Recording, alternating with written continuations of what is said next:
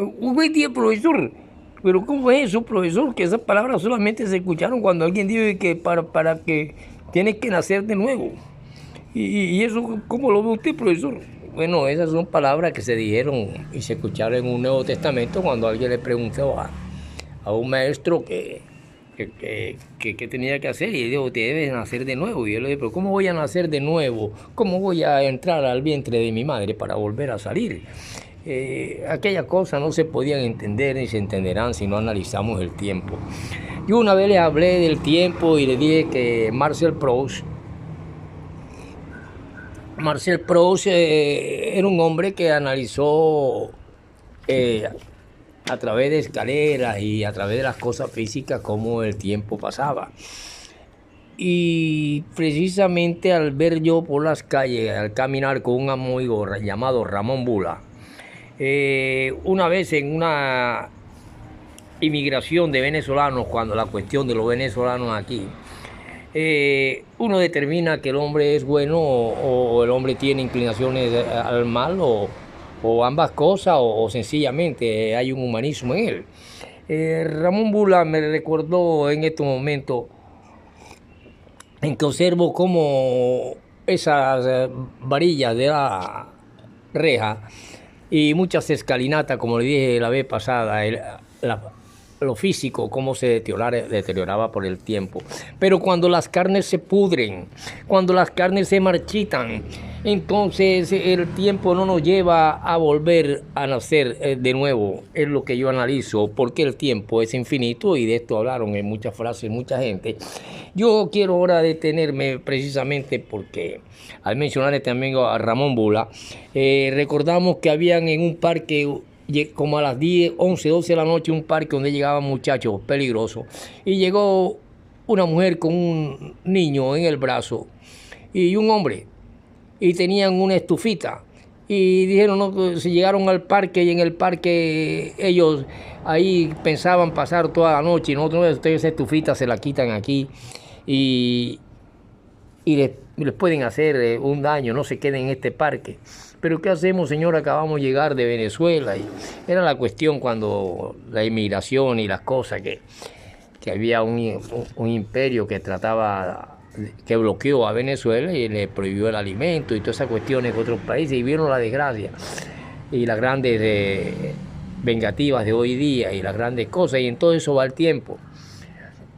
Y yo vi a aquel hombre joven y aquella mujer joven y aquel niño en el brazo y dos niñas, una con los pechitos ya grandecitos y la otra mucho más pequeña, de unos 4 o 5 años. Y de tal manera que Ramón Bula estaba en un negocio que él tenía aquí frente a Super Efectivo y frente al parquecito actual. Y yo venía pasando y me los quedé viendo y le dije, pero ¿ustedes qué hacen aquí a esta hora? Yo voy para mi casa y ustedes ¿qué hacen? No, acabamos de llegar de Venezuela y no tenemos donde quedarnos. No, en este parque no se quedan. No se pueden quedar porque aquí pasan por la noche y en la madrugada mucha gente delincuente y todas esas cuestiones y les pueden hacer un daño y le van a robar esa estufita que tienen ahí eléctrica. Entonces me quedan mirando y yo le digo, bueno, yo aquí soy secretario de un líder en la defensa civil colombiana que está aquí en la 68 con 25, pero allá tendrían que salir a las 5 de la mañana porque hay un colegio y los padres de familia no podían ver una pareja que se esté quedando en esta oficina que tenemos nosotros, que yo los podría dejar allí en esa oficina. Y entonces, ay señor, se lo agradezco, mire, y nosotros salimos temprano y esas cuestiones. Y en eso transcurre un tiempo que se llama tiempo inmediato, como le dije en la clase pasada, pero el tiempo que pasa cuando se marchitan las carnes y nos acercan a una vez enfermiza y que volvemos a ser como unos bebés que nuestros hijos nos tienen que bañar, que nos tienen que peinar, que nos tienen, si estamos, que no podemos caminar, cargar, etcétera, etcétera, volvemos a ser unos bebés y ahí toda aquella vanidad del hombre y toda aquella prepotencia y todas aquellas cuestiones queda imberbe y vuelve a ser un niño de brazo. Quedamos y vemos entonces cómo hay hijos y hay padres. Hay padres que se han esforzado por sus hijos y han crecido sus hijos. Y llegan a una ancianidad y los hijos dicen, ya tenemos que deshacernos de él, nadie quiere, vamos a meterlo a un asilo. Así pasan también cintas como la cinta del padre, donde la hija ya no quiere, porque con su marido que se quieren ir y hasta pelean porque no pueden con esa carga de ese señor, de ese anciano, y no se lo pueden llevar para ninguna parte. Ya las carnes están marchitadas, ellos deben irse, la hija debe abandonarlo. Total que ese hombre imberbe recibe improperios y toda clase, y seguramente va para un asilo. Y se deshacen de él las carnes marchitas. Y eso tiene que ver con el tiempo, profesor, sí, querido, porque Spin tiene que ver con el tiempo. Y la piel se arruga y todos esos improperios se viven. Pero cuando yo miro a aquel hombre bueno llamado Ramón Bula, que está cuidando y criando a unos hijos a los cuales yo les daba clase y les ayudaba en refuerzo o en tareas cuando él me llamaba, yo tomo a la pareja y le digo, bueno, te vamos a llevarlo a esa oficina que yo tengo allá, yo tengo las llaves, y les abro y se quedan y a las 5 de la mañana salen porque empiezan ya a las 6, están los padres de familia llevando a sus hijos al colegio, y no es bueno que vean una pareja que está durmiendo aquí en el colegio, así en un cuarto, donde que teníamos como oficina, aquí en toda la esquinita. De tal manera que yo les pregunto, y que no hemos comido nada, y venimos viajando de hace rato y hemos llegado hasta aquí, no sabemos para dónde vamos ni para dónde coger. Y entonces, oye, yo tengo un amigo que tiene un restaurante y vende ahí cuestiones de pollo y eso, y me lo he llevado donde Ramón Bula, y Ramón Bula, hombre Robinson, mira y Ramón Bula le dio un vaso de mondongo a cada uno, eso de icopor, y le dio arroz, y entonces después que se alimentaron y los niños, yo me los llevé para allá, y ahí duraron unos días, y ya estaban mal los profesores y la gente que veía a la parejita, hasta que un día el comandante me dijo, no es bueno porque nosotros esto tenemos que dejarlos con llave a ellos, y tú sabes los cables, y ni Dios lo quiera un incendio, no tienen por dónde escapar. Y entonces hablamos con ellos y así se le buscó en el barrio, en la comunidad del barrio del Valle, unas monjas que vivían en Tenececito, y se habló con ella, hablamos con ella, y ella llegó un momento en que el tipo al fin lo colocaron como jardinero, y creo que ellos lograron estar ahí o se habrán ido, no sé, pero nosotros le prestamos esa ayuda. Ya estaba presente Ramón Bula, y así yo vi las carnes jóvenes de Bula criando a sus hijos, y es un padre que de pronto tenga un buen pago porque son buenos muchachos y dos buenas y hermosas hijas. Yo, sin embargo, sigo envejeciendo, sigo viendo el tiempo y el misterio del tiempo, y me doy cuenta que cuando se analizaba la teoría de la Tierra inmóvil allá en los tiempos de Ptolomeo, y que se intenta muchos años después ir a los periódicos de las diferentes ciudades y revistas, y aparecen entonces en diferentes cuestiones, investigaciones, ya acá en la vida moderna, de hombres que se preocupan por el tiempo, y así se escriben grandes hombres como Tobón Quintero en periódicos como El Heraldo de Antioquia, y eso hace que muchos jóvenes entren a la universidad a estudiar cuestiones cósmicas y cuestiones de los misterios del tiempo, y así de esa manera pudimos nosotros documentarnos acerca de la cuestión de Copérnico, que tuvo que leer mucho a pesar de que se suponía que la teoría de la rotación de la Tierra era ya una verdad incontrovertible, y los textos elementales de cosmografía la despachaban en pocas frases, no había opositores conocidos. Así de esa manera transcurría la educación en los diferentes centros de las universidades y de las escuelas de las diferentes partes del mundo. En la modernidad ahora, los estudiantes del cosmos y del tiempo, los misterios del tiempo, y así también en la antigüedad. Y así nació el interés por los diferentes hombres que optimaban y analizaban la objetividad de la ciencia, el valor de las teorías relativas, el significado de la geometría moderna, que eran de mucha importancia, y a nadie se le oculta estos conocimientos.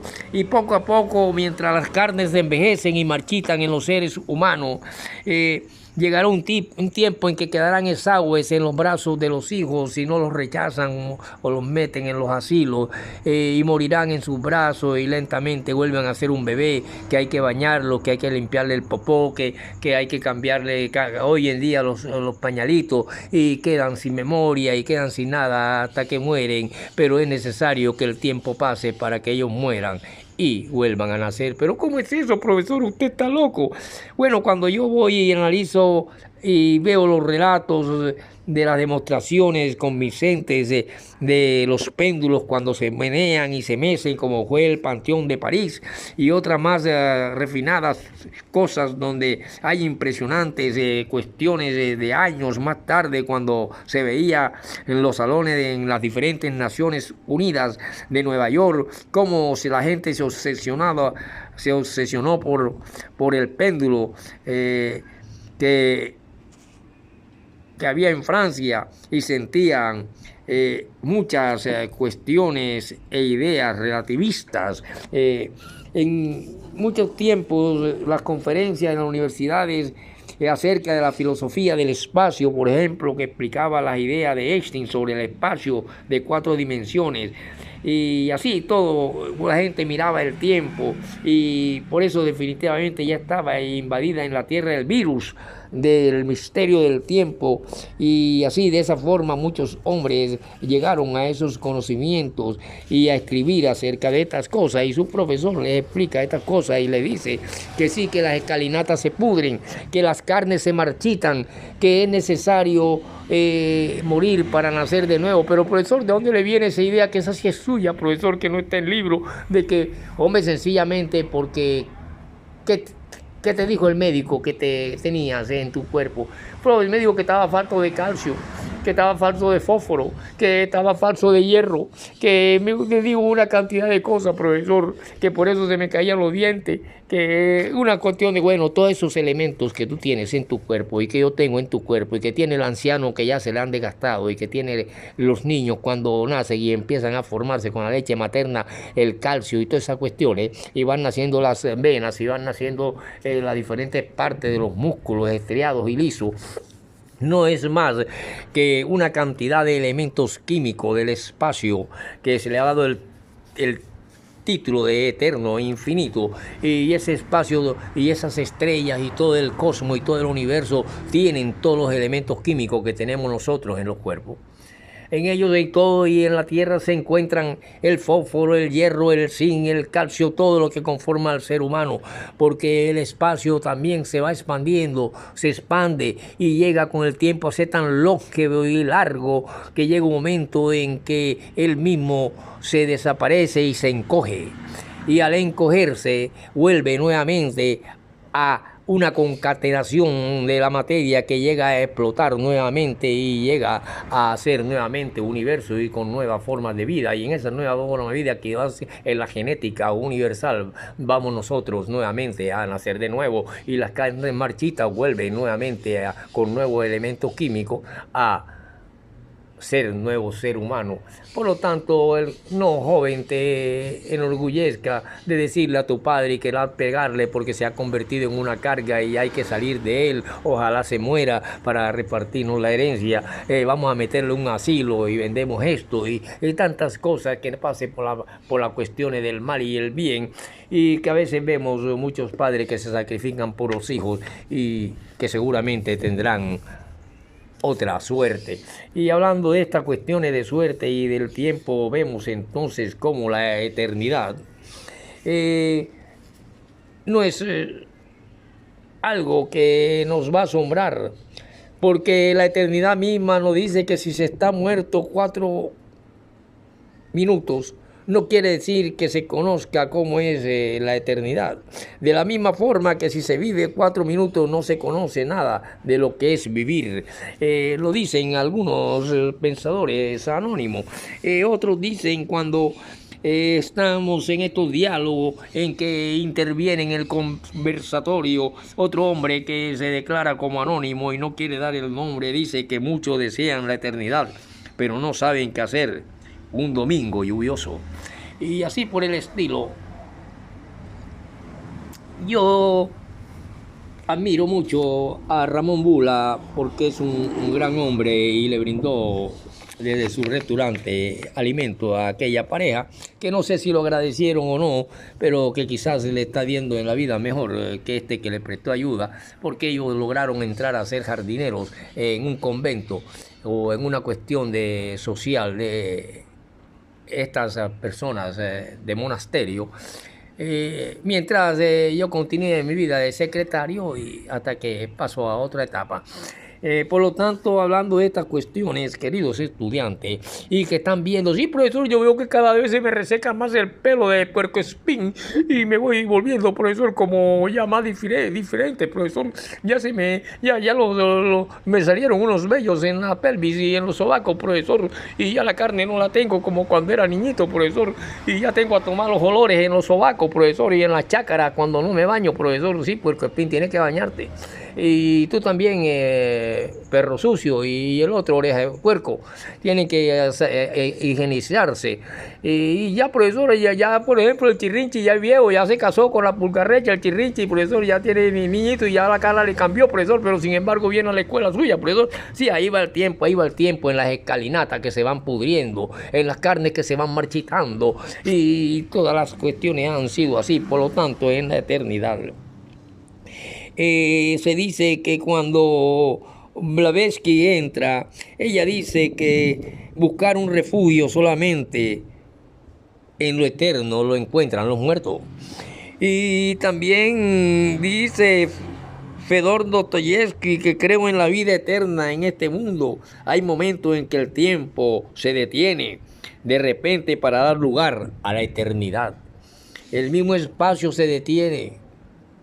El universo se recoge con todas sus materias, energías y cuestiones increadas como es la electricidad y todas esas cuestiones, la energía, y nuevamente se concatena y se convierte en una cabecita de alfiler que pesa más y pesa tanto como todo el cosmos y todos los astros juntos, pesado, y él mismo ya no resiste esa cuestión y vuelve nuevamente a explotar y a formarse nuevamente un universo, un cosmos y nuevos planetas que nacen día a día, así hasta que se dilatan. Por lo tanto, Khalil Gibran, el que le hablé del profeta, el loco, Khalil Gibran entra en escena y dice y se queda mirando a Fedor Dostoyevsky y a Blavatsky y a los anónimos que veían ahí y le dice: vine a pronunciar una palabra y la voy a pronunciar ahora, pero la muerte me lo impide. Pero si la muerte me lo impide, vuelve a recalcar, será dicha por el mañana, porque el mañana no deja jamás un secreto en el libro de la eternidad. Y por lo tanto, todos estos pensadores como Víctor Hugo, llega un momento en que dice: todo número es cero ante el infinito. Lead Levy responde: lo infinito no es absurdo, y sin embargo la ciencia está obligada a creer en él. Y entonces aparece un hombre llamado Monterch y dice: desconfío de la eternidad en sí, porque si hubiera Dios sería por definición inteligente de la especie humana y del hombre, y siendo el hombre inteligente y teniendo una definición de un Dios, nunca habría hecho nada definitivo. Por lo tanto, así las carnes se siguen marchitando, el calcio se sigue debilitando, el zinc, el fósforo, el hierro y todos los elementos químicos del hombre se encuentran en el eterno universo, que él mismo desaparece, se encoge, se recoge y vuelve a nacer, y así las carnes se marchitan y el hombre es necesario que muera para que pueda volver a nacer. Ay, profesor, eso no lo había dicho nadie, profesor. Si nos vemos en la próxima, y por eso fue que todos en un momento dado se unieron todos estos pensadores para tratar de acabar y combatir la filosofía metafísica neocantiana. Nos vemos en la próxima. Ay, profesor, ¿y cuándo nos dice algo de Vargas Vila? De Vargas Vila. podríamos analizar el libro La Ubre de la Loba. Nos vemos.